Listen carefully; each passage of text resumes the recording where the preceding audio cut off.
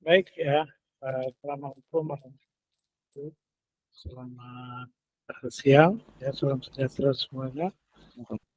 Pada kesempatan ini, saya mencoba untuk memberikan penjelasan ekstra terhadap tawaran saya tentang penelitian penggunaan ChatGPT. Ya. Saya berharap bahwa peserta yang hadir ini sudah mengenal ChatGPT dan sudah mungkin menggunakannya, walaupun mungkin bervariasi intensivitasnya. Tapi yang jelas supaya nyambung gitu kita sudah menggunakannya. Nah, uh, kemarin saya bertemu dengan Prof. Aunur Rahman. Saya diskusi sedikit tentang ini. Ya. Saya menyampaikan bahwa saya menawarkan kepada mahasiswa uh, 2TP, saya sampaikan seperti itu, penelitian uh, di luar penelitian pengembangan.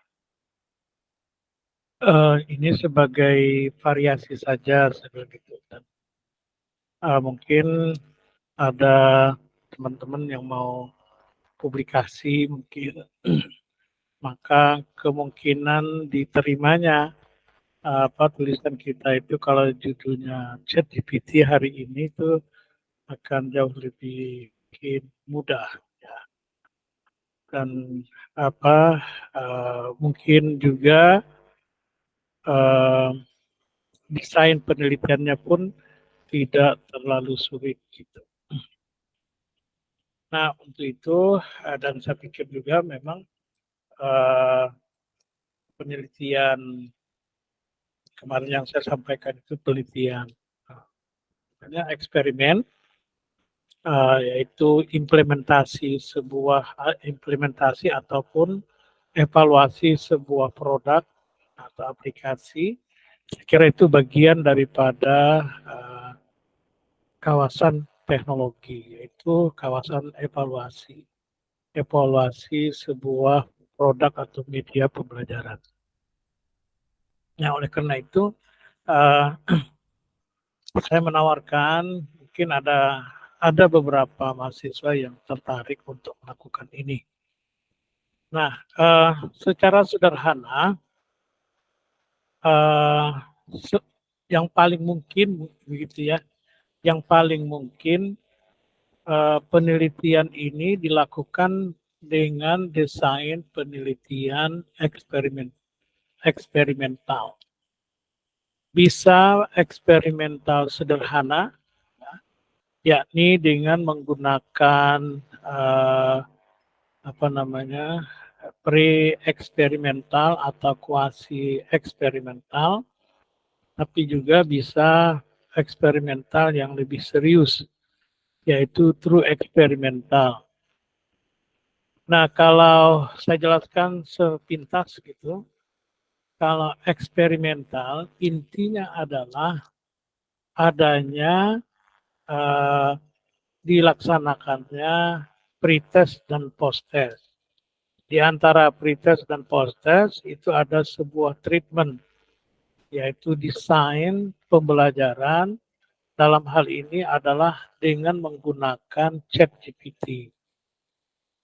Nah, kalau yang sangat sederhana tadi itu pretest, kemudian eksperimen atau uji coba atau treatment, habis itu baru post test dengan hanya menggunakan satu kelompok.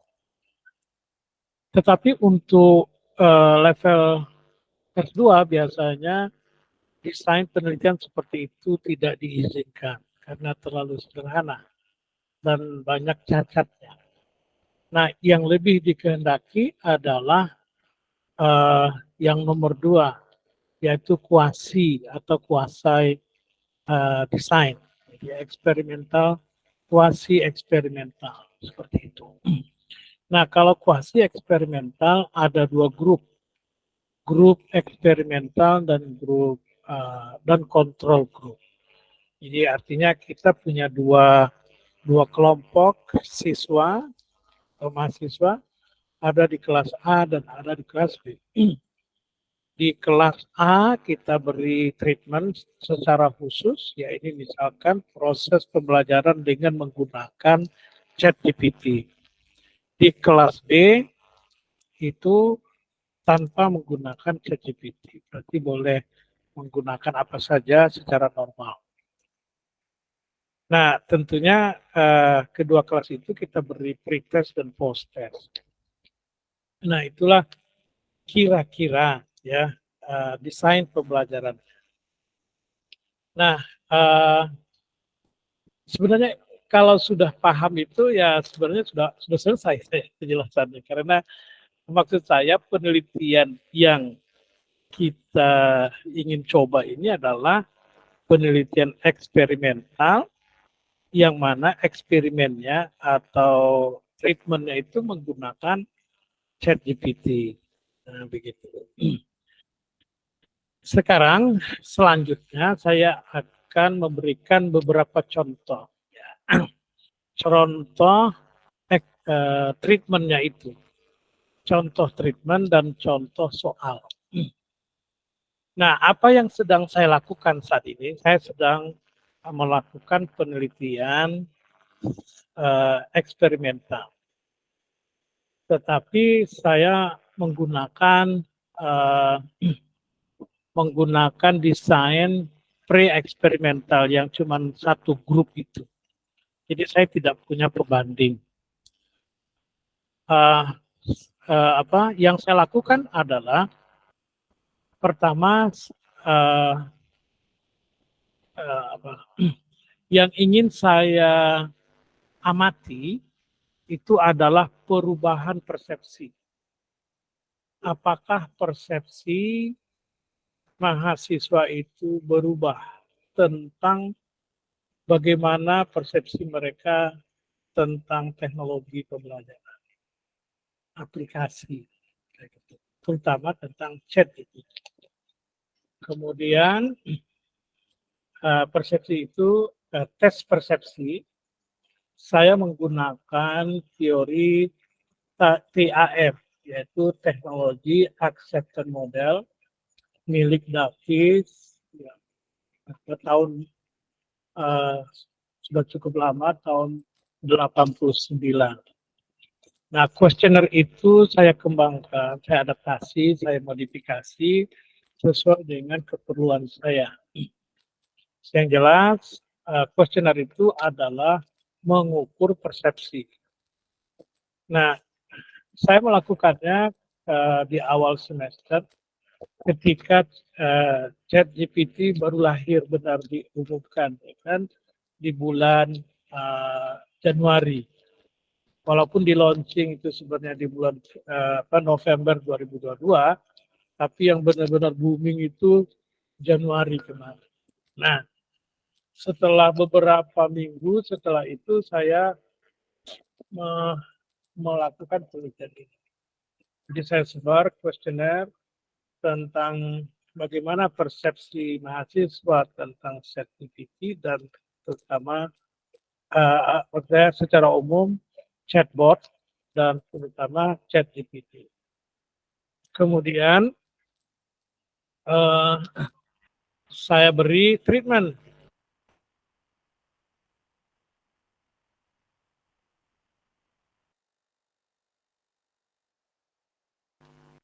Nah, saya kasih treatment. Treatmentnya itu adalah beberapa pertemuan perkuliahan saya minta mahasiswa itu benar-benar bekerja dengan ChatGPT.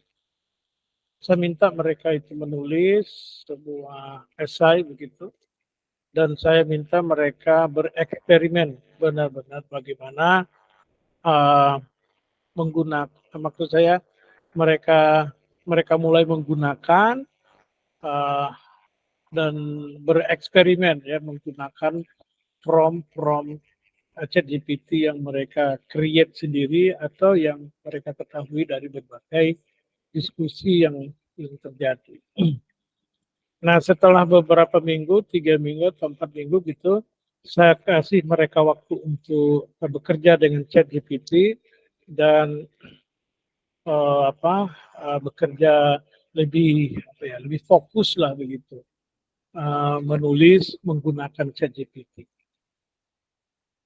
Sebelumnya memang sebelum mereka bekerja saya kasih short introduction, ya penjelasan sederhana begitulah tentang apa itu ChatGPT, kemampuannya apa saja, kemudian saya kasih contoh beberapa prompt ya atau instruksi kepada ChatGPT itu untuk menghasilkan luaran-luaran yang bervariasi gitu. Saya kasih seperti itu.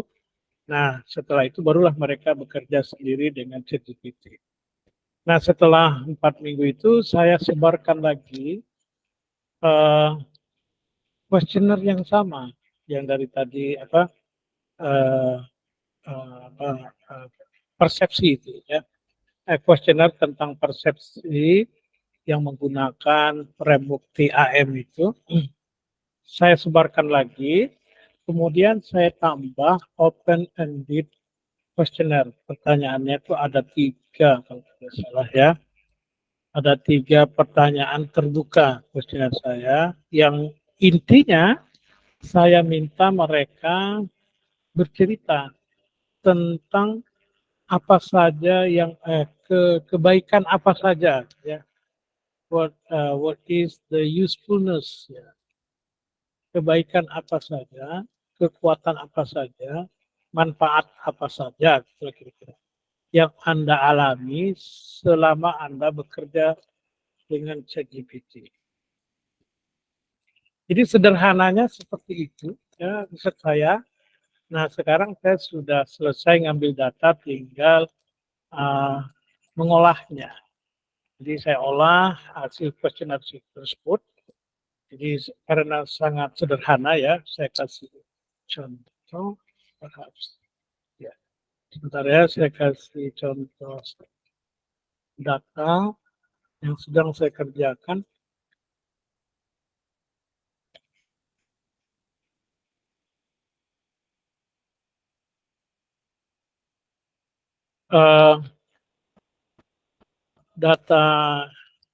Data saya cuma data kuesioner tadi kuantitatif, ya numerik lah gitu ya. Ada data tapi itu kan data skala Likert, bentuknya seperti ini. Mudah-mudahan bisa dilihat.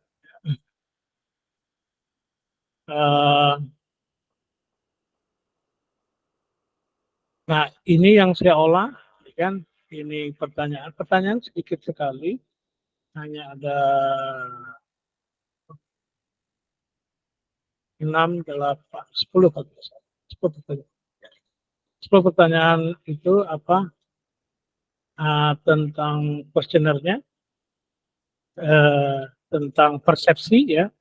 Kemudian ini adalah pertanyaan terbuka dengan berbagai, ini adalah jawaban mahasiswa ya, banyak sekali, ada 80 mahasiswa yang mengisi survei saya.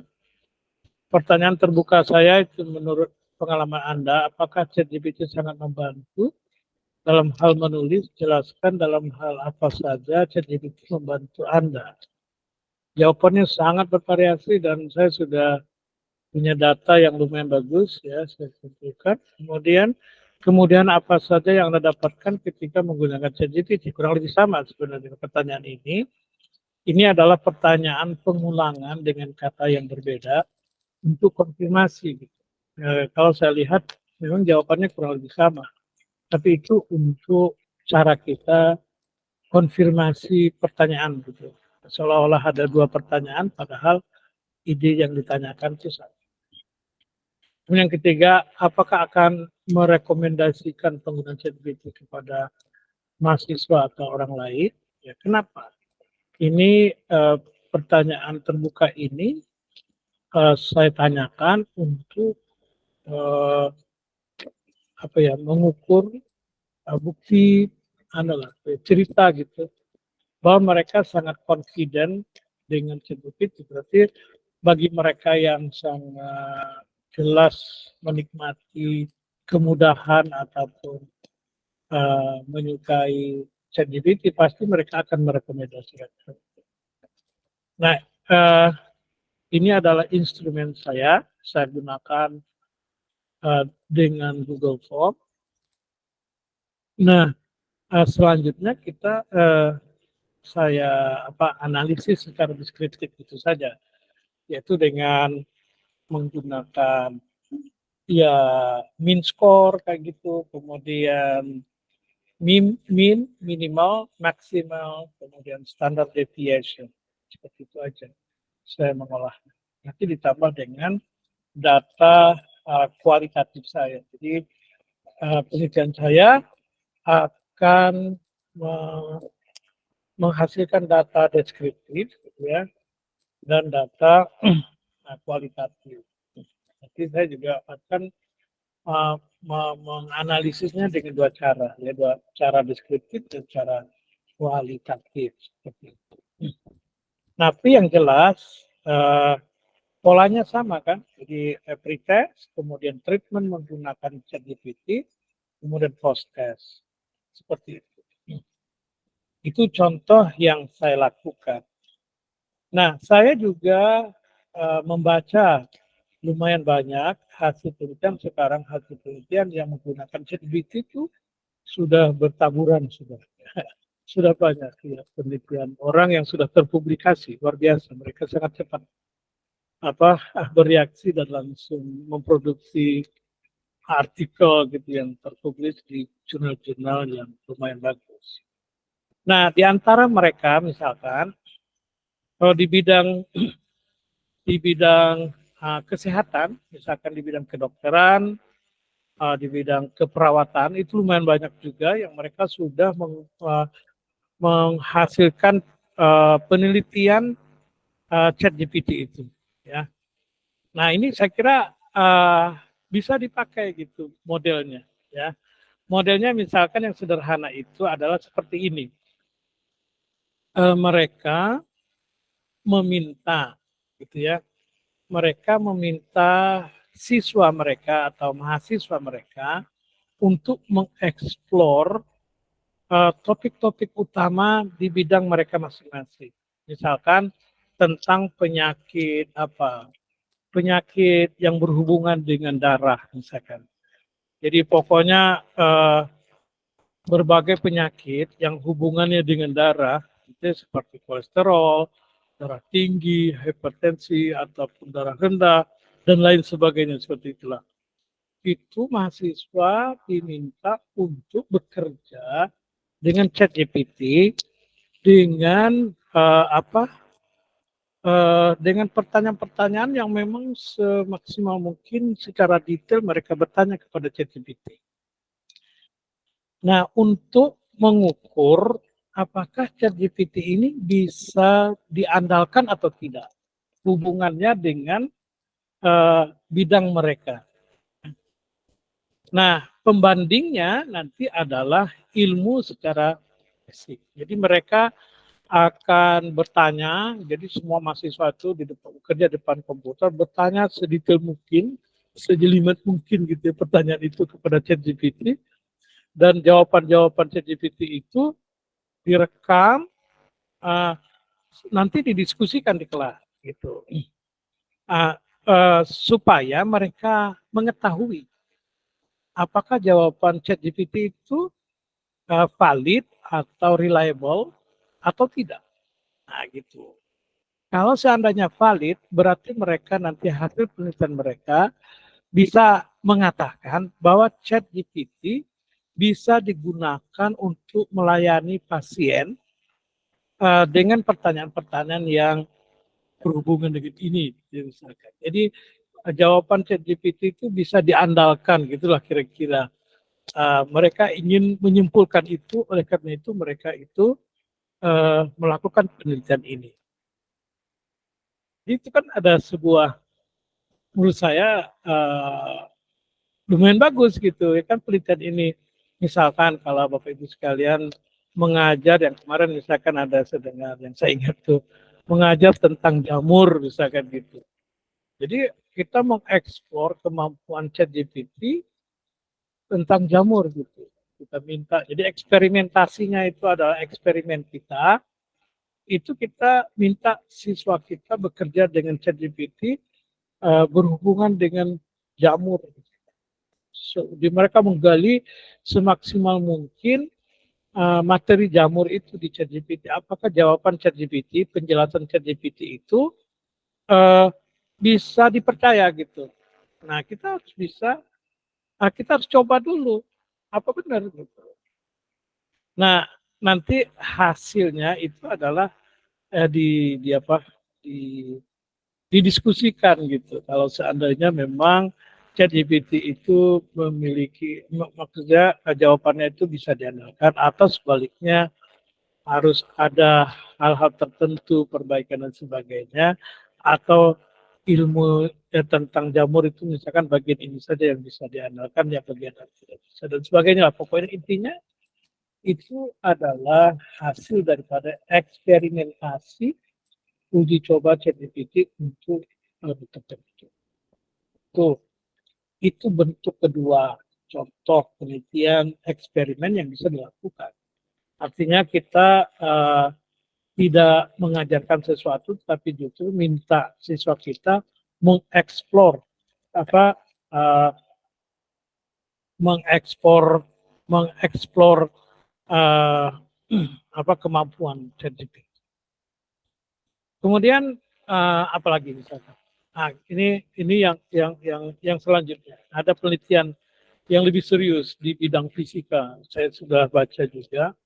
Tidak ada penelitian yang mengukur kemampuan daya lambung, melambungkan bahan suatu objek dengan kekuatan Pegas gitulah. Jadi dia minta ChatGPT yang menjelaskan itu. Jadi eksperimennya itu adalah tidak memiliki lab sendiri, tidak dengan menggunakan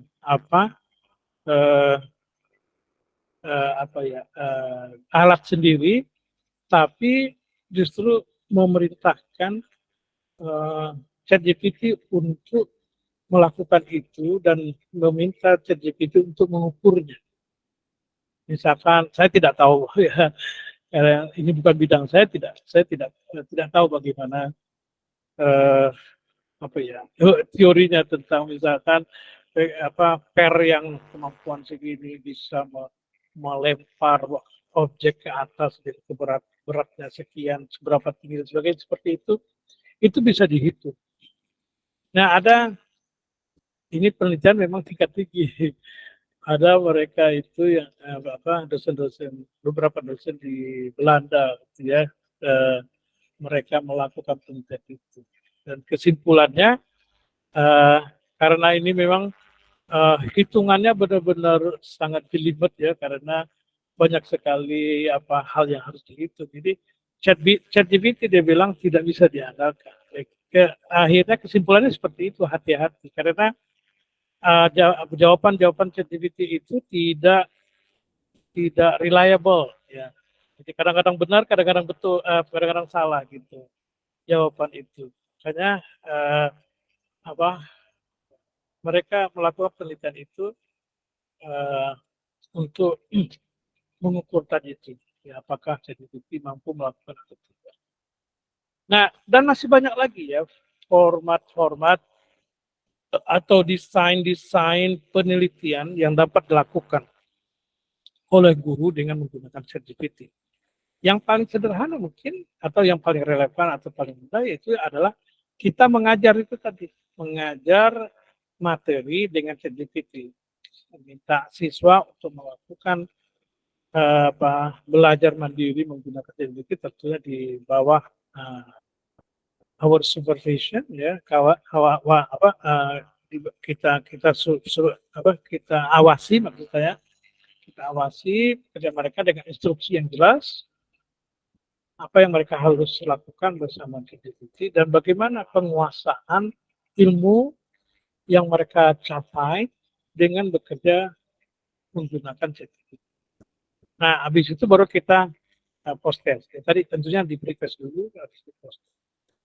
Nah, seperti itulah kira-kira penelitian yang saya tawarkan itu. Jadi kalau ada misalkan terutama mahasiswa yang masih belum yakin di dunia tentang pengembangan itu mungkin bisa memikirkan ini gitu ya. Nah, kalau yang sudah sih saya tidak sarankan untuk berubah ya apa judulnya. Kecuali kalau mau bikin sendiri untuk publikasi itu silakan ya. Tapi kalau untuk tesis ini kan kami memberikan apa tawaran untuk melakukan penelitian yang berbeda dengan pengembangan, tetapi tetap dalam kawasan teknologi pendidikan. Saya kira eh, siapa yang kira-kira masih belum memiliki judul yang pasti atau yang kokoh, jadi bisa mungkin memikirkan ini. Nah, tidak mesti penelitian ini lebih mudah gitu. Tidak tergantung sekali dengan pemahaman kita atau konteks Bapak Ibu sekalian ya. Apakah penelitian ini menjadi mudah atau malah lebih sulit. Ya, silakan aja. Sekarang saya kira itu penjelasan dari saya. Kalau Anda ingin ditanyakan, diskusi, dipersilakan. Ya. Kalau tidak ada, nah ini cuman inilah kira-kira yang ingin saya sampaikan. Mudah-mudahan eh, bisa dimengerti gitu apa penelitian eksperimental itu. Nanti pelan-pelan mungkin saya akan kirim artikel-artikel yang menurut saya uh, apa, mudah dimengerti ya kalau kita ingin melakukan uh, apa eksperimen menggunakan ChatGPT. Saya kira demikian ya yang dapat kami sampaikan tentang penelitian eksperimen menggunakan ChatGPT. Silakan kalau ada yang mau ditanyakan bisa raise hand atau langsung kameranya ya atau apa audionya ya silakan Ibu.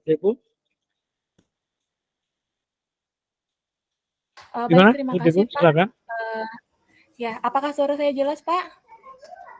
Ya jelas. Ya, baik terima kasih Pak untuk penjelasannya.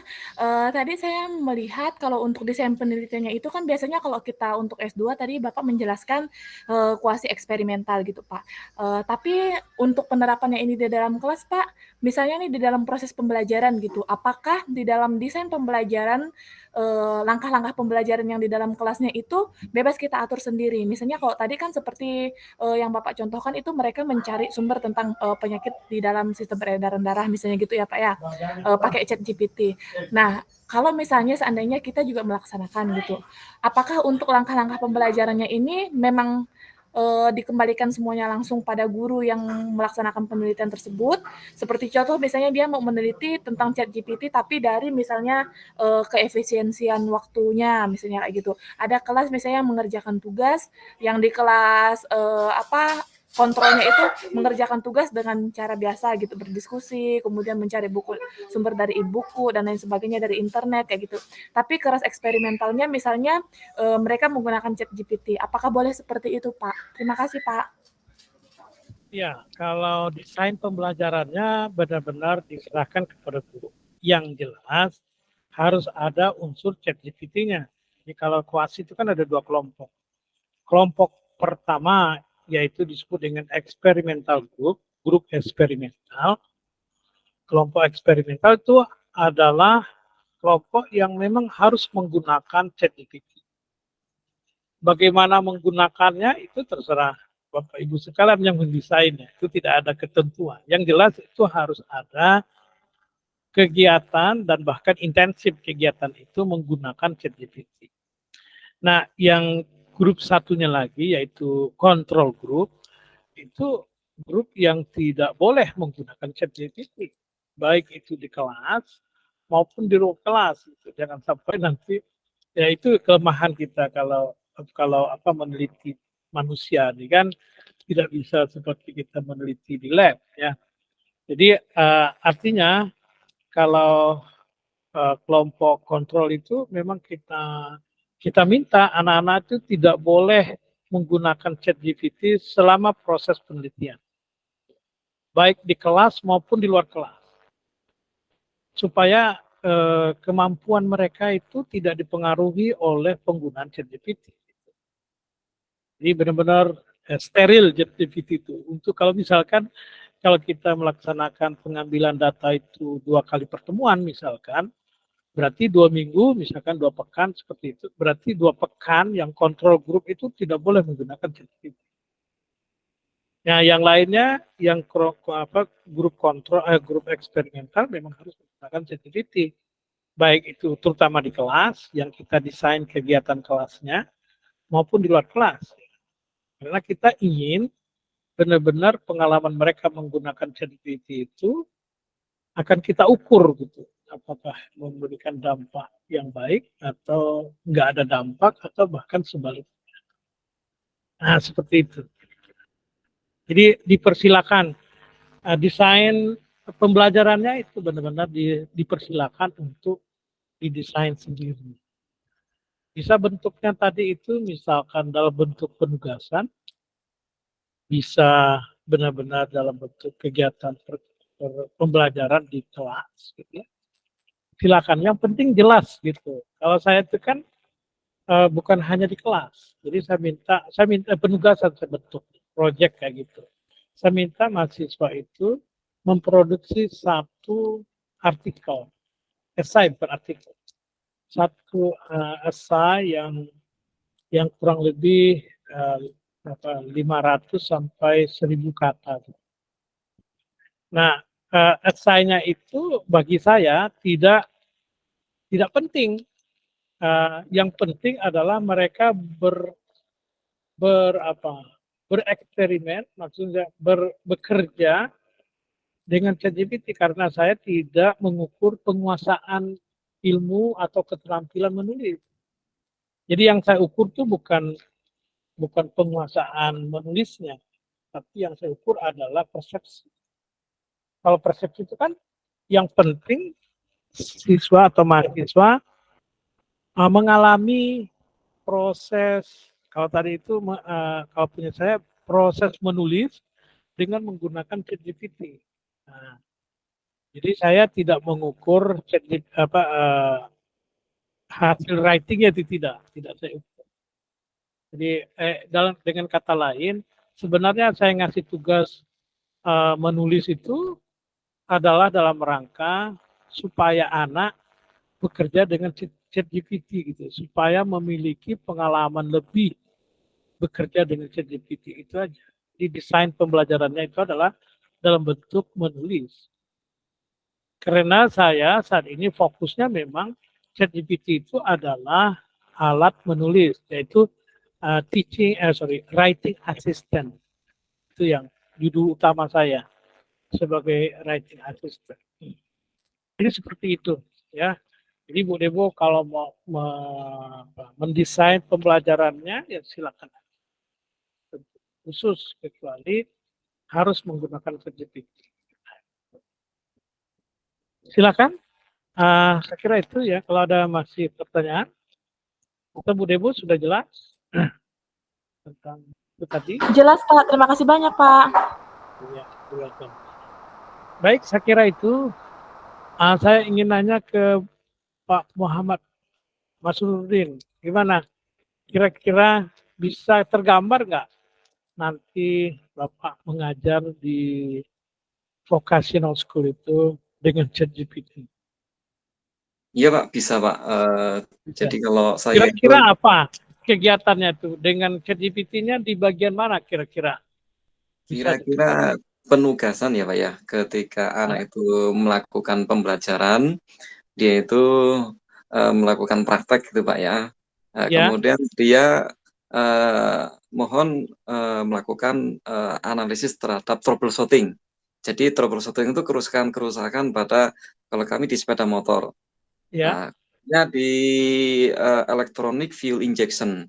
Jadi memang itu kategori yang agak pemikirannya ke. Jadi sebentar saya potong. Jadi nanti siswa diminta untuk bertanya ke ChatGPT gitu ya. Iya, kalau betul. Masalahnya begini, troubleshootingnya apa gitu ya. Iya, troubleshootingnya apa saja variasinya begitu. Saya kira itu menarik, betul. Jadi nanti kita ingin menguji keampuhan ChatGPT apakah mampu menjawab berbagai pertanyaan kendaraan apa tadi itu injeksi itu. Nah, gitu. Sip, bagus tuh Pak, Insya Allah. Ya Pak, iya Pak, Ya. siap gitu. Nanti kalau sudah menulis proposalnya memang mendesain kegiatannya itu harus clear, jelas, benar gitu. Kalau kita di dunia pendidikan kemudian ingin melaksanakan penelitian kuantitatif, desain eksperimental, itu memang kegiatannya itu harus sangat jelas di tahapan-tahapannya apa saja. Jadi dalam misalkan kalau mau melakukannya katakanlah 2 kali atau 3 kali, maka eh, yang pertama, kedua, ketiga itu benar-benar dijelaskan dengan detail. Nah, karena kan dalam istilah kuantitatif itu namanya rigorous design, ya, desain yang benar-benar tidak fluid tapi fix, gitu, fix design. Karena kuantitatif itu mintanya selalu begitu. Kita makanya dianggap tidak lemah metodologinya ya oleh orang sains. Jadi social science itu dianggap lemah karena kita tuh biasanya tahapan-tahapannya itu tidak fix gitu, fluid gitu, fleksibel biasanya. Itu tidak. Dan nanti kita usahakan semaksimal mungkin tahapan-tahapan itu sangat jelas gitu, sehingga diikuti sesuai dengan rencana kegiatan. Gitu.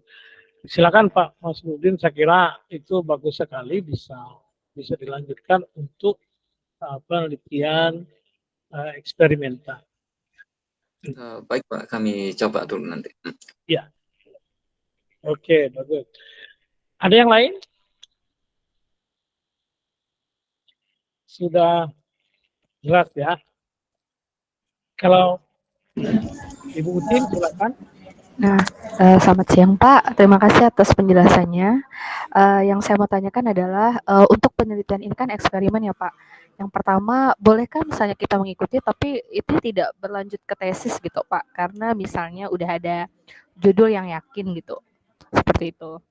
Nah, nomor 2, kalaupun itu misalnya dilanjutkan ke tesis, itu berarti masuk ke ranah itu ya, kayak seperti penerapan gitu ya Pak ya? Iya. Kemudian yang ketiga, berarti ini nih kalau yang saya tangkap itu berarti untuk kuasi dengan instrumen pengumpulan data itu untuk tes pengukurannya itu berupa uraian, seperti itu ya Pak ya? Oke, ya. Kalau tidak jadi tesis jelas bisa, cuman kan nanti kerjakannya untuk apa gitu kan itu. Kalau untuk publikasi saya kira itu bagus sekali, silakan aja. Jadi ini kalau yang mau mencoba silakan aja, sangat boleh itu, silakan aja. Kemudian instrumennya itu tergantung. Kalau saya misalkan, karena saya tujuan penelitiannya itu adalah mengukur persepsi, maka itu lebih kepada uraian, lebih agak deskriptif tapi lebih cenderung ke kualitatif. Karena ada juga data kualitatifnya berbentuk open-ended questionnaire. Tetapi kalau mau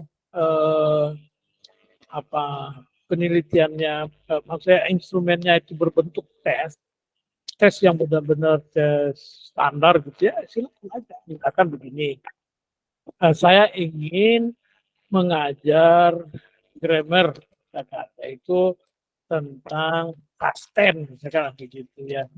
Nah, jadi anak suruh bekerja dengan ini, tapi desain kegiatan pembelajaran ini memang benar-benar harus dipikirkan. Bagaimana caranya kegiatan apa saja yang bisa dilakukan oleh anak bekerja dengan ChatGPT yang kira-kira menolong mereka untuk meningkatkan kemampuan, pengetahuan dan keterampilan penguasaan past misalkan seperti itu. Kan harus dipikirkan untuk kegiatannya apa. Nah, kalaulah judulnya seperti itu, maka instrumennya itu adalah tes grammar. terutama yang mentarget pengetahuan dan keterampilan penguasaan pasien itu tadi. Jadi pre-testnya itu ada tes grammar yang fokusnya ke pasien, post-testnya juga sama.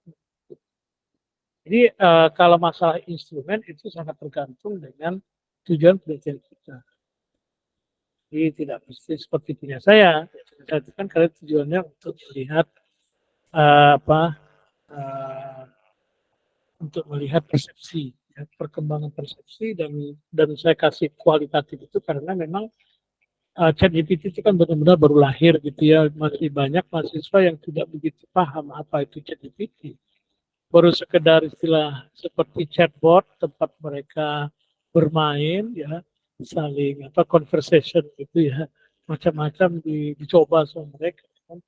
Jadi belum menguasai bagaimana cara penggunaan ChatGPT itu yang bisa membantu mereka. Saya karena penelitiannya tentang writing, penggunaan ChatGPT, ya saya akan lebih banyak bisa bercerita bagaimana pengalaman saya, ternyata bisa ini, bisa itu gitu ya. Yang menarik misalkan yang baru saya temukan juga ketika saya menganalisis data kualitatif saya, ternyata ChatGPT bisa bantu saya gitu. Misalkan begini, saya punya respon kuesioner itu saya punya 84 respon dengan pertanyaan yang pertama tadi itu kan.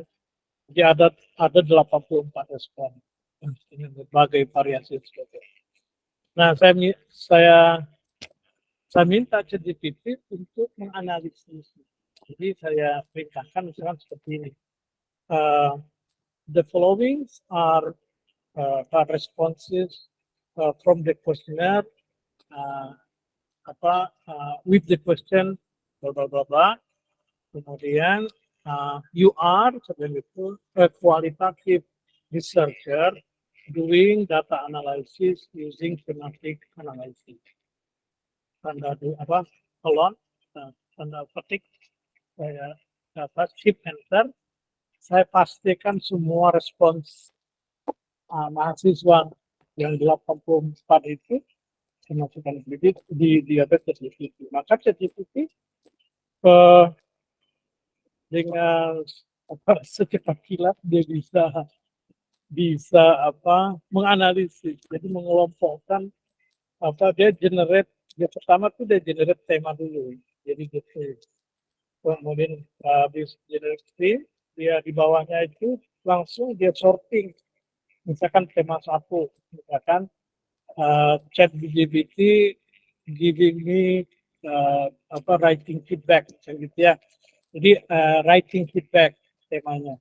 Jadi semua respon yang berhubungan dengan memberikan feedback gitu ya, bahwa saya suka feedback dan sebagainya, seperti itulah namanya hasil kuesioner kan, kuesioner terbuka. Jadi itu ChatGPT bisa melakukan itu. Kemudian setelah tahap itu saya pilih lagi yang favorit, artinya yang statement-statement yang bagus dari hasil responden itu.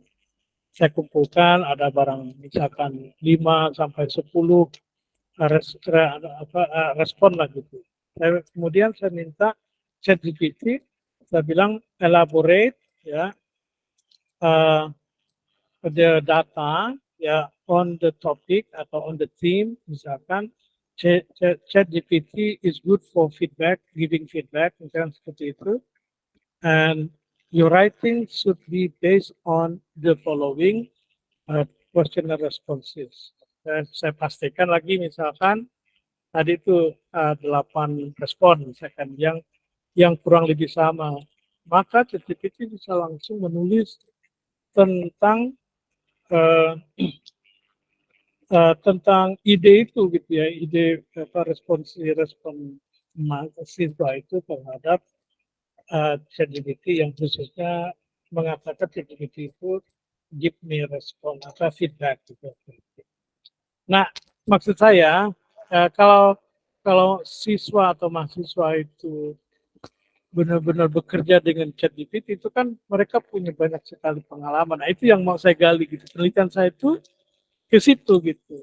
Makanya tidak terlalu mengukur penguasaan ilmu, tapi lebih kepada menggali pengalaman mereka menggunakan ChatGPT dalam proses.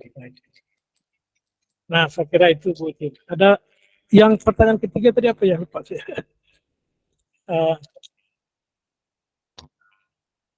Apa kan tadi itu Yang pertama itu tadi Pak, ini apa sih namanya?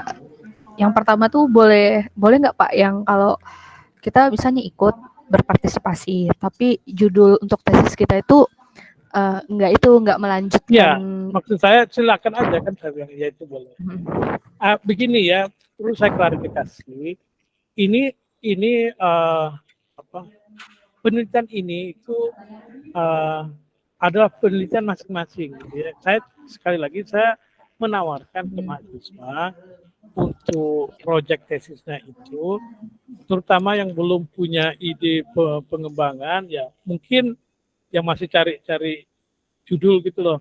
Nah ini saya kasih istilahnya wacana, wawasan lah ya, bukan wacana. Saya kasih wawasan bahwa kita boleh meneliti di luar pengembangan, ya.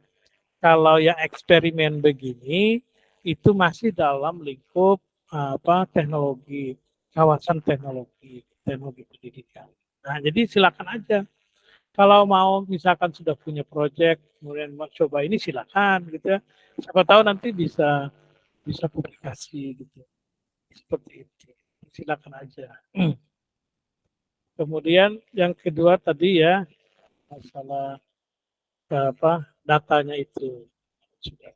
Jadi tidak mesti kuantitatif, tapi bisa kuantitatif benar-benar hasil instrumen kita tuh hasil tes itu bisa.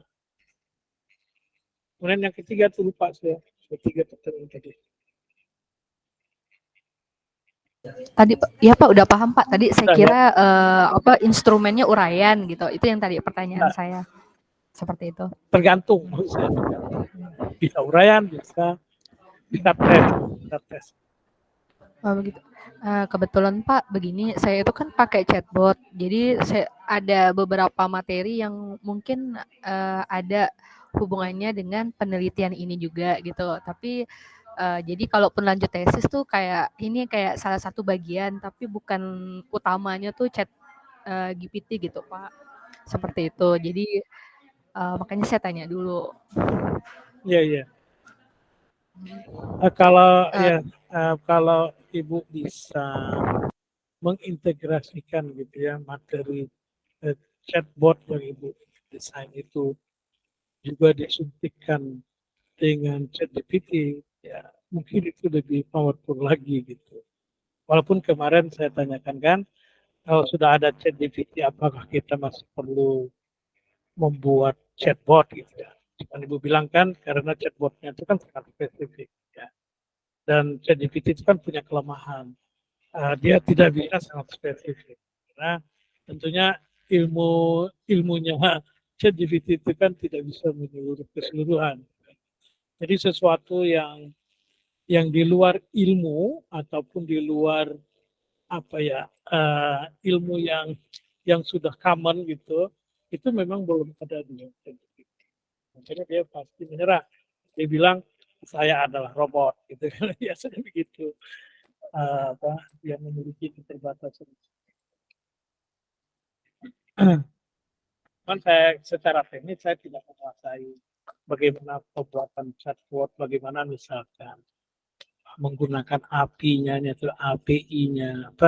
ChatGPT sehingga terintegrasi, maksud saya supaya operasi ataupun konten daripada ChatGPT itu bisa juga kita manfaatkan dalam chatbot yang kita buat gitu. Kalau itu kan menjadi powerful. Di satu sisi kita menggunakan, kan kalau nggak salah itu kan API-nya ChatGPT itu kan open source ya, jadi bisa diambil, bisa dimodif, paham.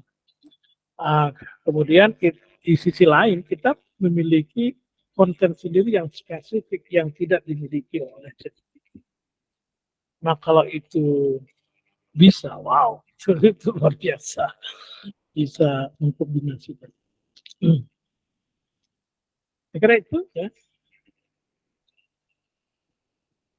Oke. Ya Pak, terima kasih Pak. Tadi saya lupa pertanyaan terakhir. Misalnya kan karena ini penelitiannya terbuka untuk berbagai bidang ya Pak. Misalnya tadi kan sebagai inspirasinya tadi dari Bapak yang bahasa Inggris, kemudian Bapak memberikan alternatif ke semua mahasiswa. Misalnya ada yang mau ambil biologi gitu ya Pak ya. Misalnya ada yang ngambil aspek ini. Nah pertanyaan terakhir adalah, bolehkah misalnya jika kita menginginkan kayak publikasi sampai Sinta yang lebih tinggi seperti Sinta 1, Sinta 2, berarti kita memerlukan tim orang yang kita percaya misalnya gitu ya Pak ya. Apabila kita mengajak orang lain, misalnya kan Bapak penulis 1, misalnya saya penulis 2, kemudian saya merasa saya memerlukan teman saya, tapi dia bukan dari Untan gitu Pak, apakah boleh Pak? Ya boleh sekali, makin banyak makin bagus.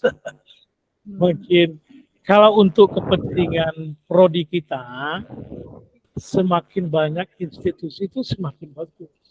Karena itu namanya kolaboratif research. Kalau di dalam akreditasi itu nilainya lebih tinggi daripada kita meneliti sendiri.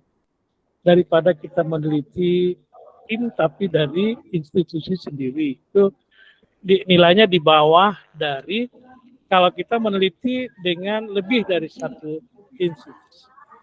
Bahkan cross prodi aja sudah ada nilai plus. Misalkan S2TP bekerja sama dengan katakanlah S2AP bisa gitu ya. Itu sudah nilainya itu sudah di atas dari publikasi yang dilakukan oleh institusi sendiri. Jadi kalau mengajak teman lain itu bagus sekali, ya, bagus sekali, bisa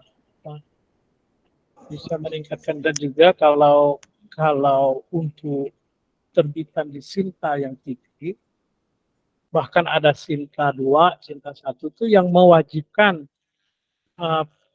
penulisnya itu lebih dari 1. Jadi kalau 1 mereka tak mau terima. Ada bahkan yang bukan mewajibkan, tetapi privilege gitu.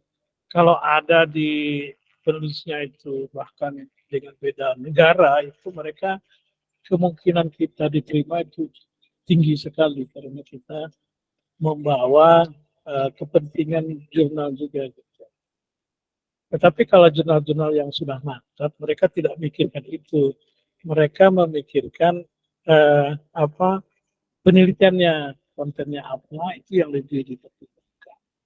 Nah, kalau ChatGPT karena saya katakan, karena ini selagi boomingnya tidak sederhana karena benar-benar mengkhawatirkan gitu ya. Jadi orang itu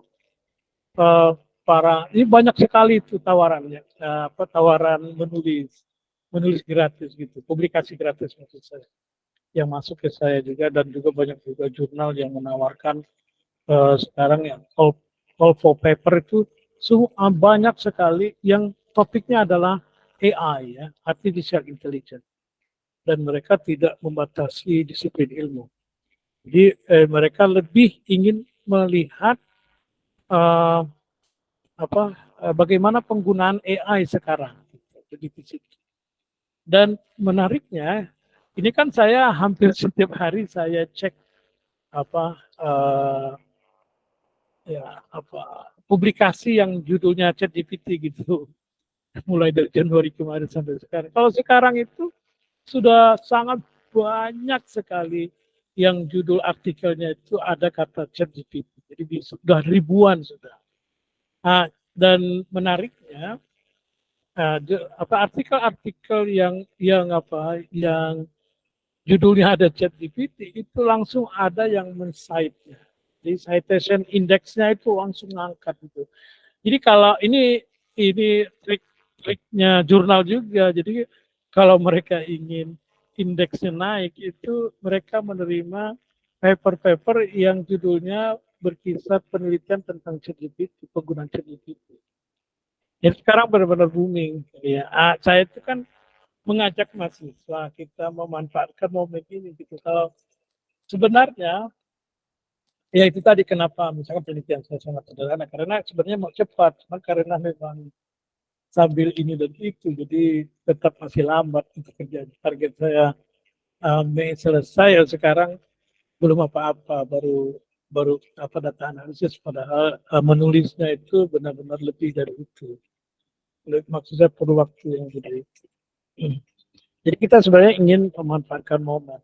Kalau saya pribadi memikirkannya gitu ya, kalau untuk TP ini sebenarnya saya akan buka semudah mungkin kalau mahasiswa eh, menggunakan ChatGPT. Tidak mesti kawasan teknologi kalau saya ya. Karena apa? Karena kita berorientasi kepada citation index. Jadi kalau misalkan produk-produk mahasiswa, publikasi mahasiswa itu berkontribusi kepada citation index, wow, kita itu langsung muncul nanti secara nasional berdasarkan data bibliometrik kan. Jadi itu yang sebenarnya bagus gitu. Cuman kan kita batasan-batasan apa maksud saya aturan-aturan kita minta dipenuhi gitu. Seperti misalkan penelitian-penelitian yang harus berbasis kawasan teknologi. Nah kalau itu kan berarti memang banyak penelitian yang memang harus serius melakukannya dan biasanya perlu waktu yang lebih lama. Kalau misalkan dibolehkan tadi itu, ya saya kepingin mahasiswa menggunakan survei saja sudah oke, maksud saya. Survei tapi yang agak masif gitu. Atau menggunakan penelitian meta-analisis misalnya seperti itu.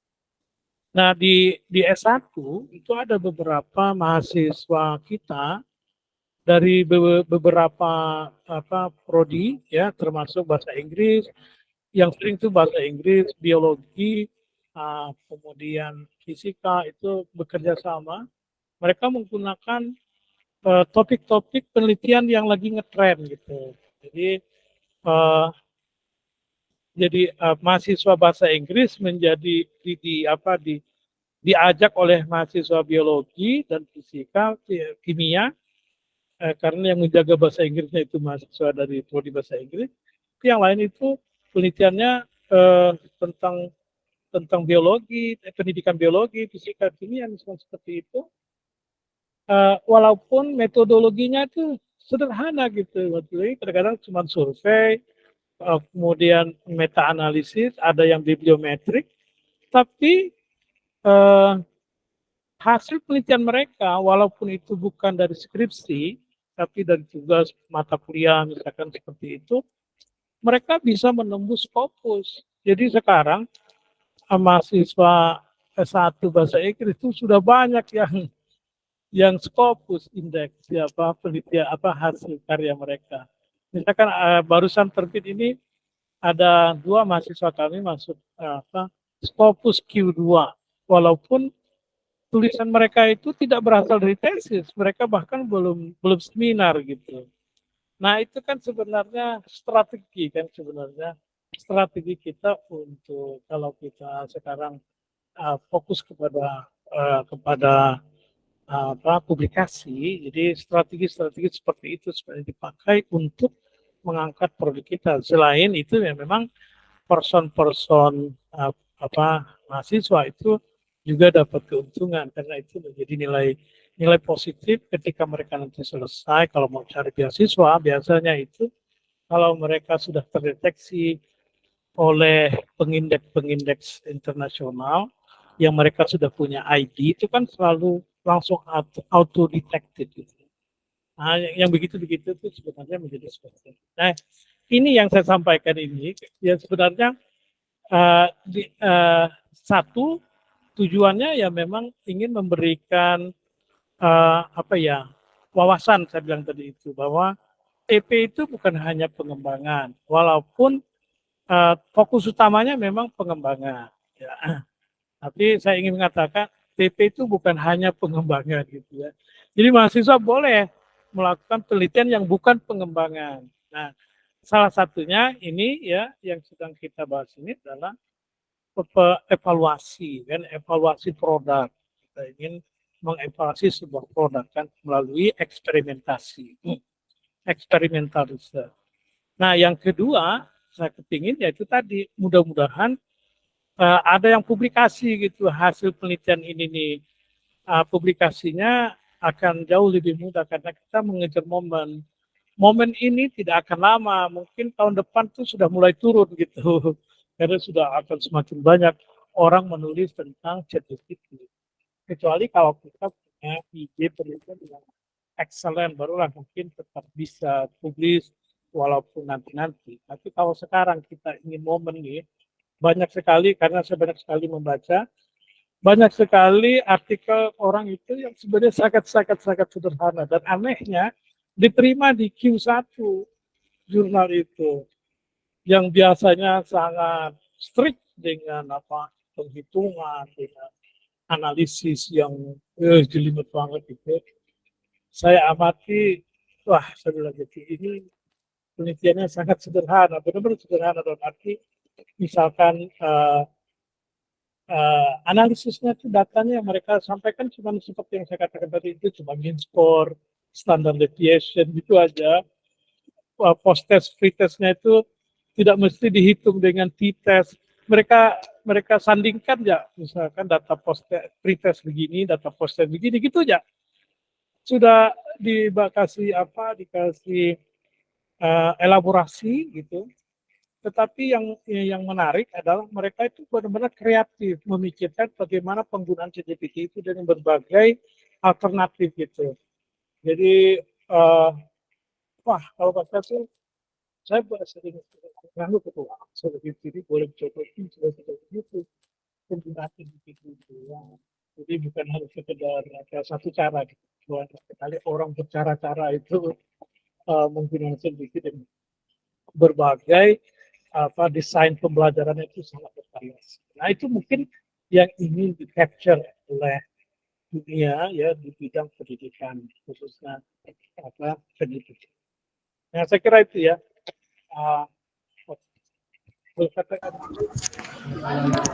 Baik Pak, makasih Pak. Baik, ya saya kira cukup ya. Jadi sekali lagi ini sebagai wawasan saja. Jadi kalau nanti Bapak Ibu sekalian tertarik banget dan punya ide, silakan menghubungi saya, chat saya. Nanti saya bisa mengarahkan. Ya. Kalau seandainya ada kesulitan-kesulitan untuk misalkan beride bagaimana seharusnya mungkin bisa ketemu saya secara daring. Ya, bisa maksudnya secara luring tentang di kampus atau Anda bisa chat saya, insya Allah akan meresponnya. Cuman kadang-kadang saya tuh sering lupa karena banyak sekali chat yang masuk. Baik, saya cukupkan di situ aja ya. Sudah target saya 1 jam, ini sudah lewat 6 menit. Saya kira cukup dan menurut saya ya, sudah jelas. Ya tinggal Bapak Ibu sekalian bisa melihatnya apakah tertarik untuk melakukan penelitian ini, model ini atau ini sebagai saya kira demikian ya. Rekamannya nanti kalau sudah siap akan saya post di di YouTube dan kalian bisa melihat thank you. Demikian saya kira Pak Airi ya. Selamat sore. Assalamualaikum warahmatullahi wabarakatuh. Selamat sore. Waalaikumsalam warahmatullahi wabarakatuh.